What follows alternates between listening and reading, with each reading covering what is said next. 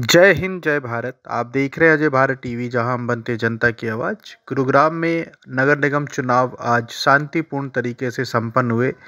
गुरुग्राम में जहां आज वोटिंग परसेंटेज 38 रहा, वहीं इस मामले में नगर निगम मानेसर 62% के लगभग रहा।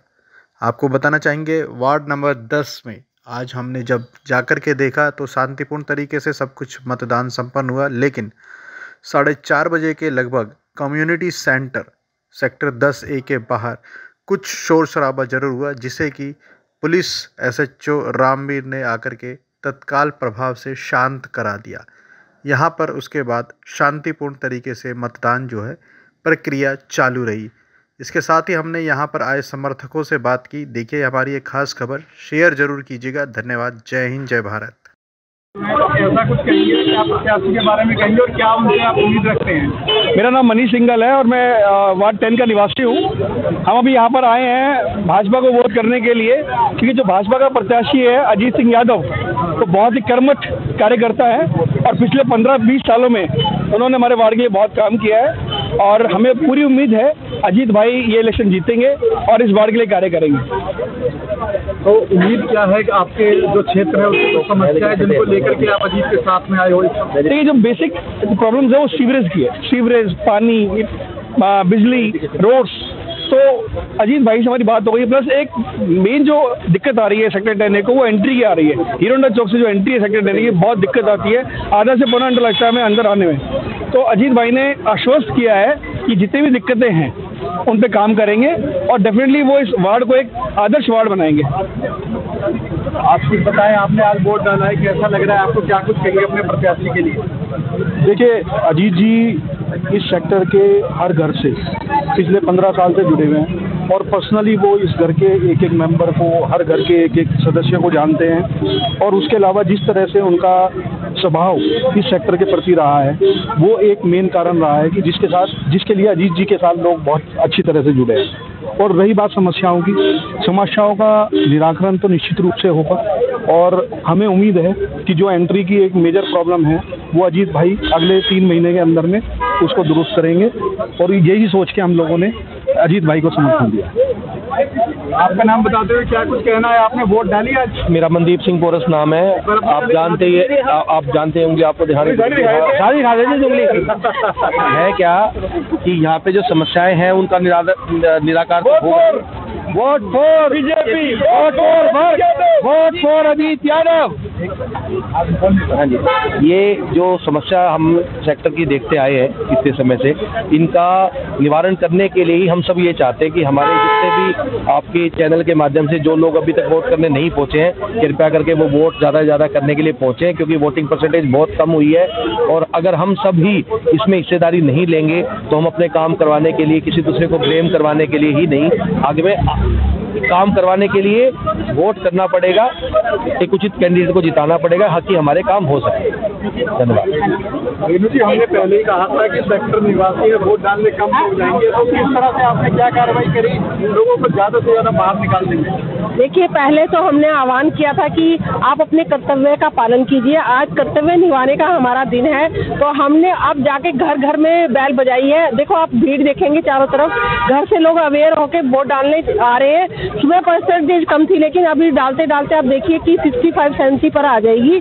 तो ये एक जीत की तरफ हमारा एक पहला कदम है और हमने अपनी तरफ से भी आश्वासन दिया है जनता को या हमारे मेंबर्स को कि आप अजीत भाई को जिताइए, अजीत यादव जी को जिताइए और इससे विकास निश्चित है, क्योंकि विकास कार्य काफी टाइम से रुके हुए थे।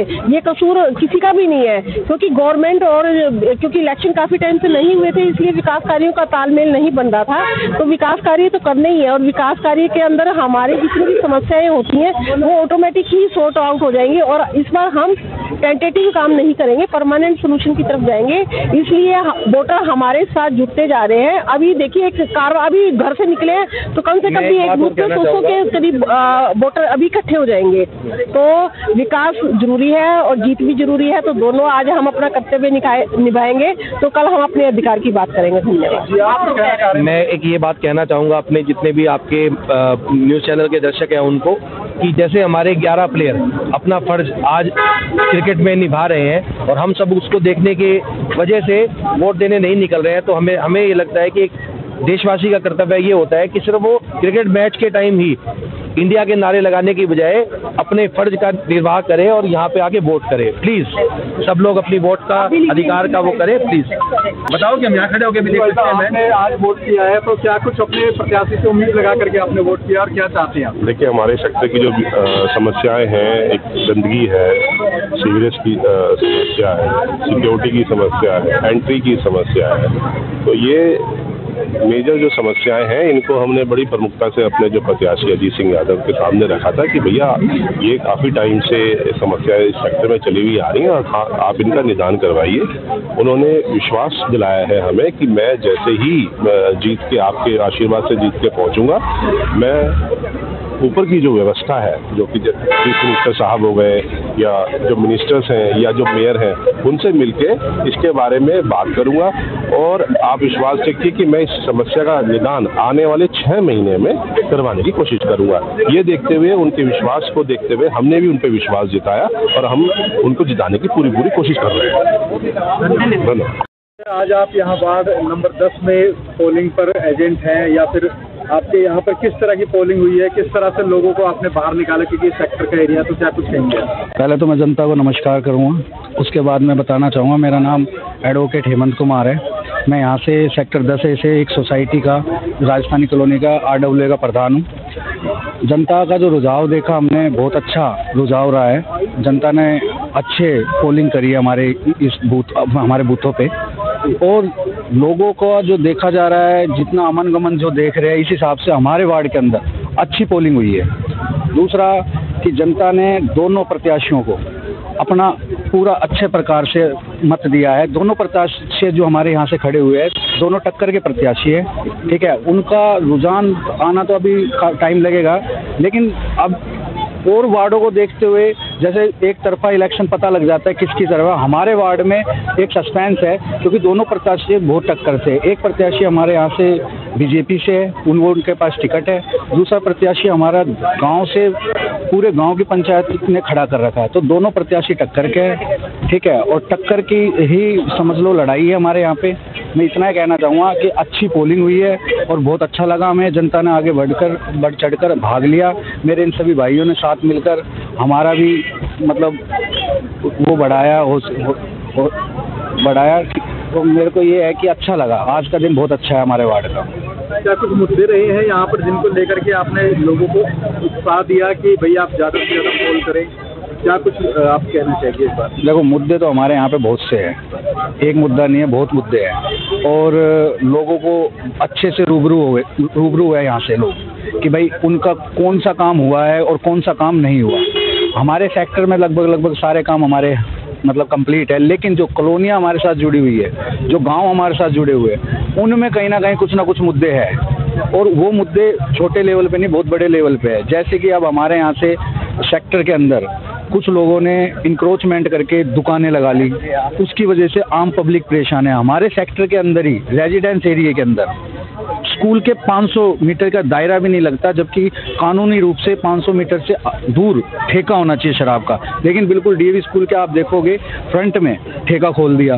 लोग इतने परेशान हैं, आप शाम के टाइम देखना वहाँ पे क्या हाल होता है। अभी आए दिन वहाँ पे लाशें मिल रही है। कल 3-4 दिन पहले भी वहाँ पे एक लवारिस लाश मिली है। लोग बाग शाम के टाइम दारू में धुत होके वहाँ आम लोगों को परेशान करते हैं, जाम लगाते हैं, लड़ाइयाँ करते हैं। तो मुद्दे तो बहुत हैं, अगर मुद्दा देखा जाए तो। आपको लगता है ठेका हट सकता है? देखो, अगर प्रशासन और शासन दोनों अगर मिलके हमारा साथ दे तो वो ठेका हट सकता है। आपको लगता है कि जो प्रत्याशी जीतेगा उससे आप ये उम्मीद रखते हैं कि वो इस तरह के जो काम है आपके, जो आपने उम्मीदें लगा रखी है, वो पूरे हो पाएंगे? देखो, हम हर साल वोट देते हैं और हर प्रत्याशी से उम्मीद रखते हैं। और जनता वोट देने का मतलब जनता का ये है कि उम्मीदें, और प्रत्याशी को भी मानना चाहिए कि जीतने के बाद लोगों की उम्मीदें पे खरा उतरे। लेकिन कहीं ना कहीं ऐसा लगता है मुझे कि कुर्सी की लड़ाई है। कुर्सी पे बैठने के बाद में आदमी बहुत कम काम करता है। लेकिन इस बार हमें प्रत्याशी से उम्मीद है कि हमारे मुद्दों को, हमारी उम्मीदों पे काम करे, हमारी उम्मीदों पे खरा उतरे। धन्यवाद। और 100% महावीर जी भारी बहुमत से जीतेंगे। हम अभी से विक्ट्री साइन शो कर रहे हैं आपको। क्या उम्मीदें हैं गाँव की उनसे कि वो चाहते हैं कि सबसे पहले वो उम्मीदों पे खड़े उतरे, वो उनके काम करें? क्या क्या कुछ काम है? देखिए, काम तो हमारे गांव में बहुत सारे हैं और जैसा महावीर जी जो विजन लेके चल रहे थे, तो जैसे ही हमारा 12 तारीख को रिजल्ट आता है सदन में, अगर भगवान चाहते हैं हम शपथ लेंगे तो फिर हम अपने कार्यों में जो हमारी लिस्ट है उनको हम करना शुरू कर देंगे। आपने आज यहाँ पे वोटिंग की है, क्या कहेंगे किसके लिए की है और क्या सोचते हैं?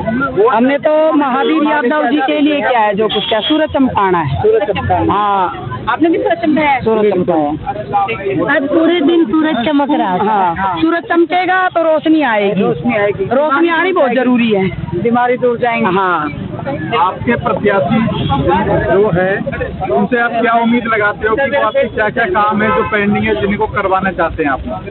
पेंडिंग क्या, वो तो पहले से ही काम कर रहे हैं, लगे हुए हैं और जो बचे हैं वो सारा काम करेंगे। हाँ, बहुत अच्छे हैं और काम उन्होंने पहले से ही शुरू कर रखा है करवाना। हाँ, अभी तो बस खाली ये है कि बस मोहर लगानी। हाँ, मोहर लगानी बाकी है बस खाली। काम तो शुरू कर रखा, काम तो उसने ये लगा लो 10 साल से कर रहा है काम तो वो। हाँ, और पूरा गांव उनके साथ है, काजीपुर का पूरा गांव उनके साथ है, पूरी हमारी उधर की कॉलोनी साथ। मगाओ जिंदाबाद।